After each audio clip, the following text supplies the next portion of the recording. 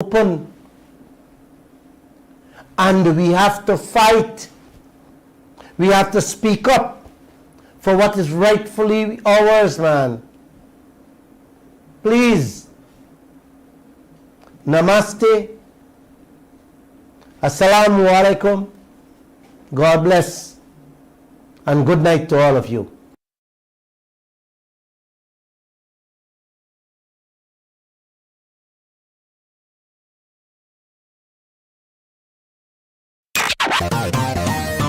Kaieteur Radio, keeping you informed. Demerara and Essequibo 99.1 FM. Burbies 99.5 FM.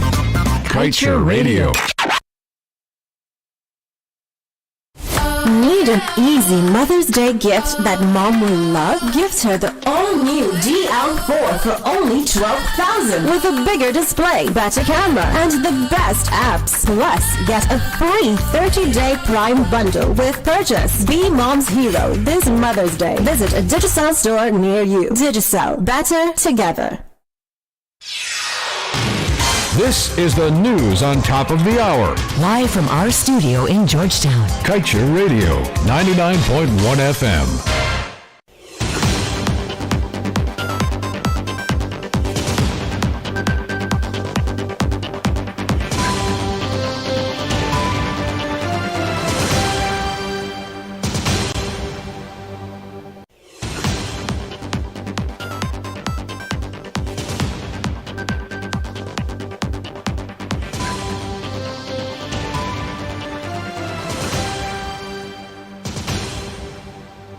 Good day, welcome to your news at noon on Kaieteur Radio. I'm Kevin Smith, and in your headlines today.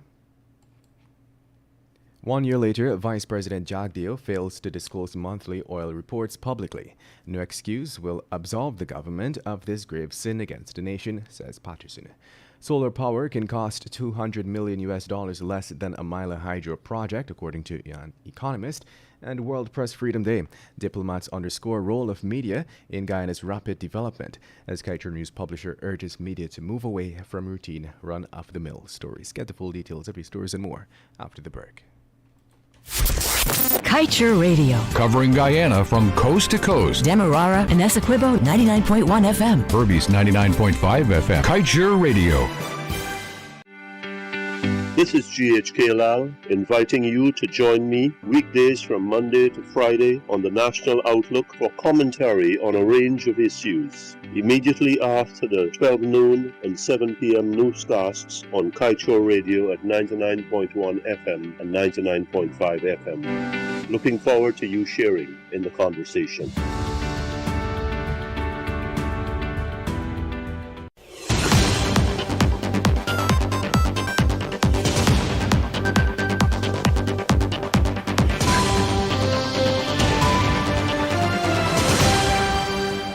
And now for the news in detail. It has been 14 months since Vice President Bharat Jagdeo has failed to honor his promise to have monthly oil production reports publicly disclosed. When we reported Dr. Jagdeo giving members of the media this commitment on Monday, February 8, 2021, during a press conference at the Arthur Chang Conference Center. Following the Vice President's commitment, not a single report has been made public. Upon noting this, opposition member David Patterson said the government cannot offer any excuse which can absolve them from this grave sin against the nation. Patterson said Guyanese, the main stakeholder in all of this, remain in ignorance and cannot check or verify the sporadic information they receive about oil production offshore from Exxon and its partners. He opined that this lack of transparency dominates the PPPC's activities in the oil and gas sector, where the oil production licenses are also shrouded in secrecy and, quite frankly, characterize its activities in general. Patterson said this state of affairs should be concerning for all stakeholders, wherever they may be. And moving on, citing an overall reduction in the cost to develop solar power generation across the globe today, economist Elson Lowe estimates that Guyana can save at least $200 million if it pursues this renewable option, rather than the hydropower project at Amila. Lowe explained that the government will be pursuing 38 megawatts of electricity through a solar power project that is estimated to cost $83.5 million. He calculated that 165 megawatt solar power facility could cost around $500 million US dollars, saving Guyana $200 million US dollars when compared to the $700 million Amila hydro project. This $500 million US dollars, according to him, would be the overall expenditure factoring in the land and cost to distribute the electricity. He said that this not only could Guyana save on cost, but also avoid some of the financial risks involved in the proposed hydro project. In other news, on the occasion of World Press Freedom Day, heads of mission for the United States, United Kingdom, Canada, and the European Union have underscored, among other things, the role of the media as the country moves on a trajectory of rapid development.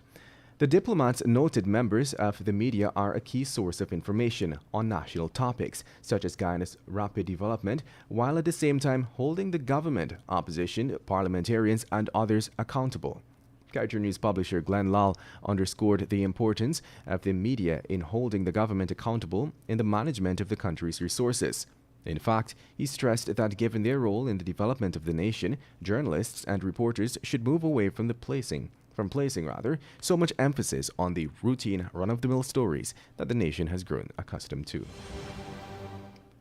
And now let's tell you, as journalists across the globe observe World Press Freedom Day today, a call is being made by associations of media workers, both locally and regionally, for those in the fraternity to be safeguarded against pervasive cyber threats. In fact, this year's World Press Freedom Day is being observed under the theme Journalism Under Digital Siege. Press alliances, such as the Guyana Press Association and the Association of Caribbean Media Workers, have raised concerns about the growing transition to information technology systems, which exposes many media entities to online threats from spyware and ransomware. The GPA noted these viruses pose a severe risk to media houses by threatening their financial and technological existence. The GPA held that ultimately, this will affect the public at large, which the media serves, and thus can affect the freedom of expression, which is a fundamental human right. The GPA also took the opportunity to urge journalists and media houses to take all necessary steps to guard and insulate themselves against such threats. And moving on, in 2021, Guyana passed its local content legislation, which caters to locals getting first preference in the country's oil and gas sector. The local content law is intended to regulate the way companies operate in Guyana's oil and gas sector, employ persons, buy services, and way that they procure goods. However, local companies accessing loans from the banking sector with reasonable interest rates have been hindering their competitiveness in the oil and gas sector.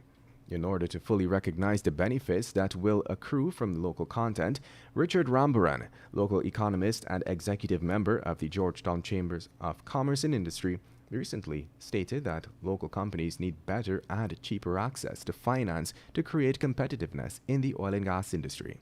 He also stated that he believes the current stance goes against the local content law. The time has now moved on to 12 hours 7 in Guyana, and you are listening to Kaieteur Radio. I'm Kevin Smith. We will return with your news at noon right after the break.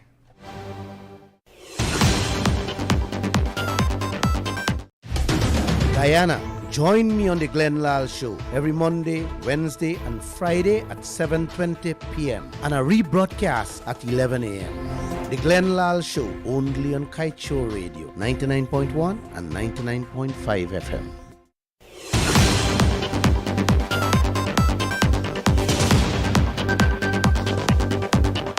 Welcome back. Let us continue with the news. The Environmental Protection Agency on Monday confirmed that the study to determine the environmental impacts of another oil production project has commenced.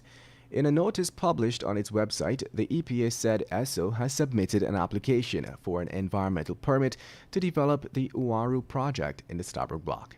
The EPA has since determined that the project may significantly affect the environment. As a consequence, it said that an environmental impact assessment would be required before it approves or rejects the venture. To this end, members of the public have been invited to, within 28 days of the issuance of the notice, make written submissions to the agency outlining questions and matters they require to be answered or considered in the impact assessment study. In other news, the body of Richard John of Edinburgh Village, East Bank, Berbice was on Sunday afternoon recovered by Coast Guards. John and Shallon Williamson, his girlfriend, had gone missing after the tugboat they were in capsized in the Kanji Creek Friday night at approximately 20 hours 45. There were two survivors, the vessel's captain, Dennis John, who was also the brother of Richard John, and Keon Janice. Region 6 Commander Superintendent Budnarain Prasad said that the body was fished out of the Kanji Creek on Sunday at approximately 17 hours in the very area where the vessel had capsized. In other news, kick-starting the capital program for Region 2, the Ministry of Local Government and Regional Development last Tuesday signed a total of 6 contracts to the tune of $136 million for works slated for the region this year. These works are mainly for the upgrading of streets, construction of a bridge, extension of a school, and rehabilitating the State House Annex. Overseeing the signing of the contracts in the Regional Democratic Council of Region 2 boardroom was Minister of Local Government and Regional Development Nigel Dharamlal, who said that the contracts represent 16% of the capital program for the region. Before the contracts were awarded, the minister expressed that the contractors the importance of these projects and that they should execute the works in a timely manner. All 6 contracts were awarded to contractors from the region. And in other news, with one person still in the COVID-19 ICU, the Ministry of Health revealed that within the last 24 hours, 2 new COVID-19 cases have been recorded in the country. The new infections, which have increased the total number of confirmed cases to 63,484, were detected in regions 4 and 6, which recorded 1 each. The dashboard shows that 112 persons are in home isolation, and to date, a total of 62,143 persons have recovered.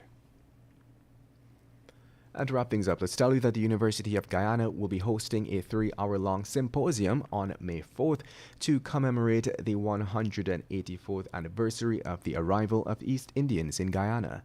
The symposium, which will be held virtually from 17 hours to 20 hours, will focus on lesser-known and lesser-celebrated East Indians who have made significant contributions to the development of Guyana, UG stated in a press release. In celebrating lesser-known historic and contemporary East Indians who helped to develop Guyana, and also looking forward to contemporary and future development of Indo-Guyanese culture and scholarship in Guyana, the symposium will widen the thinking on the Indo-Guyanese contributions and presence in Guyana. And we've closed things off with the page 7 of today's Kaieteur News dedicated to being blunt. Let the media rise. It was heartening to see some of our leading journalists being bold enough to speak truth to power, while condemning the lack of transparency and accountability in the oil and gas sector in Guyana. In fact, the fact that their comments preceded World Press Freedom Day, which is being celebrated today, made it even more special. Our media workers have done their best over the years in holding the leaders of this land accountable. We mean the real media, and not those that pander to the authorities out of fear and also for favors. And so amid the oppression, depression, and suppression by successive governments, our local media have weathered the storm. Our journalists have done well, and yes, there is room for improvement. We still have in our midst a number of pretenders and quacks, who are serious, must resolve to root them out. On World Press Freedom Day, let the media rise. And that brings us to the end of today's News at Noon. I'm Kevin Smith. Thank you for listening. Want value for your advertising dollar? Then place your ads on Kaieteur Radio's newscasts. Streamed live on 6 different mediums, reaching hundreds of thousands. Advertise today and watch your dollar grow. Call us on 225-8465 or 226-8210 today.